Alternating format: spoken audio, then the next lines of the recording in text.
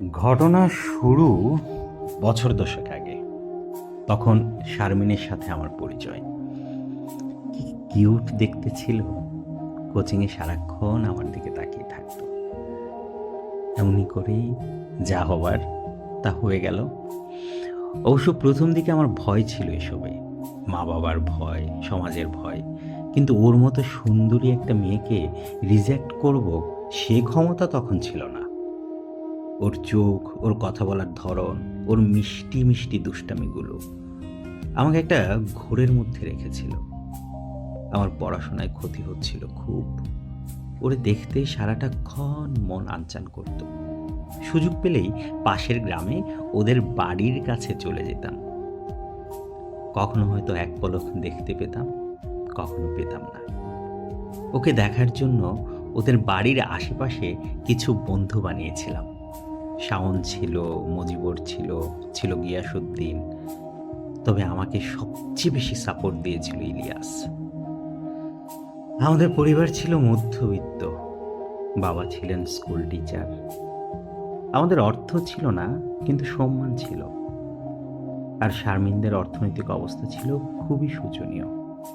ওর বাবা ছিলেন আমাদের এলাকার হাই স্কুলের পিয়ন। অনেকটা অর্থনৈতিক চাপের মধ্যেই তাদের বেড়ে ওঠা। স্বামী স্ত্রী সহ 6 জনের খাবার ম্যানেজ করতেই ভদ্রলোকের খুব কষ্ট হতো। সেখানে পড়াশোনার জন্য খরচ করাটা তার কাছে বিলাসিতা। সৌভাগ্যক্রমে প্রতিটা ভাই বোনই ছিল মেধাবী। তাদের পড়াশোনার জন্য গ্রামের অনেকেই হেল্প করত, এমনকি স্কুল থেকেও হেল্প করত। সবাই আশা করত ওরা কিছু করতে পারবে একদিন। বিশেষ করে শারমিন তো পারবেই। ওর স্বপ্ন ডাক্তার হওয়া। এদিকে আমার পড়াশোনা গোল্লায়। এসএসসি পরীক্ষায় কোনো রকমে টেনে টুনে পাশ করেছি, আর শারমিন পেয়েছে গোল্ডেন এ প্লাস। আমি ও শারমিন দুজন মিলে সিদ্ধান্ত নিলাম আমাকে তাড়াতাড়ি প্রতিষ্ঠিত হতে হবে যদি আমি শারমিনকে পেতে চাই, শারমিনকে বিয়ে করতে চাই। শারমিন পড়াশোনা চালিয়ে যাবে, আমি বরং বিদেশে চলে যাই। যেমন কথা তেমন কাজ। পরিবারকে চাপ দিয়ে রাজি করালাম। আমার শিক্ষক বাবা কোনোভাবেই চাচ্ছে না পড়াশোনা বাদ দিয়ে বিদেশে যেতে। শারমিনের ভূত মাথা থেকে নামলে পড়াশোনা ভালো হয়ে যাবে, এরকমটাই তিনি মনে করতেন। মা ও বড় মামা আব্বারে বলল যে বিদেশে চলে গেলে হয়তো শারমিনকে ভুলে যাবে। এই টোপ আব্বা গিলেছেন। পরে আমার পাগলামি এবং আম্মা ও মামার সুপারিশে বাবা রাজি হয়। মালয়েশিয়া আসতে তখন 3 লাখ টাকা লাগতো। সেই সময় আমাদের পক্ষে 3 লাখ টাকা ম্যানেজ করার ক্ষমতা ছিল না। বাধ্য হয়ে আমাদের শেষ সম্বল ধানি জমিটা বিক্রি করে দিতে হয়। যাই হোক, স্বপ্ন নিয়ে সবার কাছ থেকে বিদায় নিয়ে মালয়েশিয়া আসি। এই পাম বাগানের শ্রমিক হিসেবে কাজ শুরু করি। বিদেশে আসার কয়েকদিনের মধ্যেই ওর ফার্স্ট ইয়ার ফাইনাল পরীক্ষা। ফিসের টাকা বাকি আছে অনেকটা। কলেজ ডিসকাউন্টও দিয়েছে, তারপরও বাকি টাকাটা ম্যানেজ করতে পারেনি।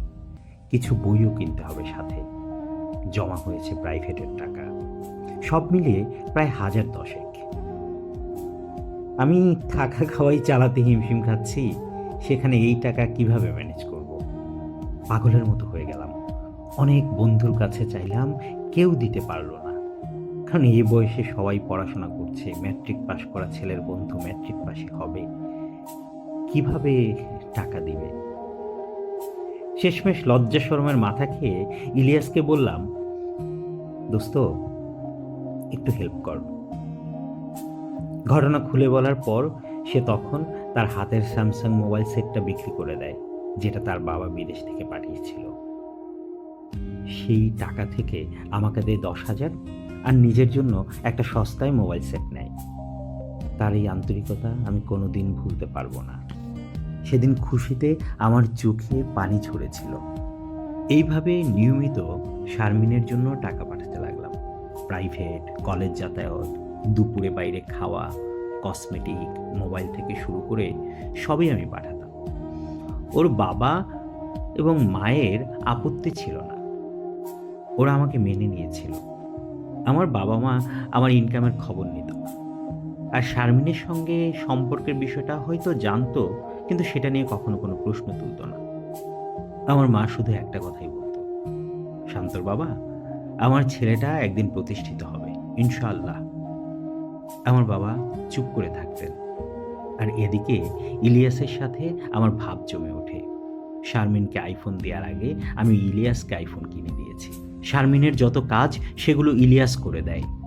ইলিয়াসের কাছে শারমিনকে নিরাপদ মনে হয়। মাঝে মাঝে নিজেকে জিজ্ঞেস করতাম, এই যে পাম বাগানে রোদে ভিজে বৃষ্টিতে পুড়ে সাপ বিচ্ছুর সাথে যুদ্ধ করে টাকা ইনকাম করি, এক কাপ চা খাই না খরচ হবার ভয়ে, আমি কি ঠিক করছি? আমার টাকাগুলো সঠিক ব্যবহার হচ্ছে তো? তারপর শারমিনের চেহারাটা মনে ভেসে উঠলেই সব ভুলে যাই। এমনি করে ইন্টারমিডিয়েট পাশ করলো শারমিন। তবে রেজাল্ট ভালো হয়নি। গোল্ডেন পাওয়া ছাত্রী পেল জিপিএ 4.5। কেউ আশা করেনি এরকমটা। সবাই ভেবেছে এখন আমার সাপোর্টে সে আরও ভালো রেজাল্ট করবে। তার রেজাল্টের কথা বলতে যেয়ে ইলিয়াস কান্না করে দিয়েছিল। তখন আমার খটকা লাগে, ইলিয়াস কাঁদবে কেন?